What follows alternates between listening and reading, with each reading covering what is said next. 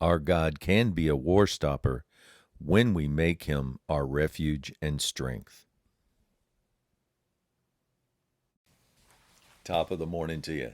So when we read Psalm 46 with the eyes of love, we discover a message about our God that helps us understand who he is, who he wants to be, and who he will be if we just get out of the way and don't hinder him with unbelief, fear, idolatry, selfishness, self-centeredness, pride, etc. Here, the psalmist gives us first-hand information about how great our God is. He builds the base of his explanation on the fact that in verse 1, God is our refuge and strength. Stop right there. If this is not true for us, then we might as well stop reading.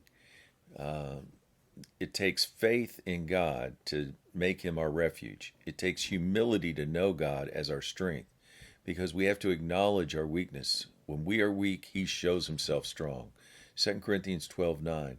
My grace is sufficient for you, for my strength is made perfect in weakness. Once we're locked in onto this truth, then we can go on to the next truth that comes as a result. Verse 2 says, therefore we will not fear. No fear means we have faith in what we know. We trust our God can do what he says, and he'll do it even in the midst of the craziness of natural disasters. For we put our hope and trust in the fact that God is in our midst. We know him intimately. We know all he has to do is say a word and everything changes. Verse 6, he uttered his voice and the earth melted. The psalmist testifies to have seen God's awesome power at work in verse 8. Behold the works of the Lord. He has brought desolation and wonders in the earth. And here's one that we can hang on today in verse 9.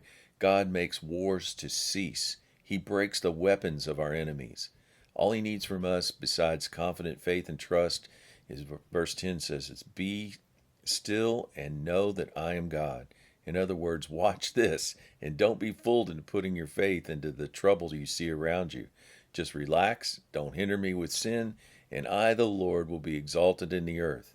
Once the work is complete, we will declare in verse 11, the Lord of hosts is with us, and the God of Jacob is our refuge.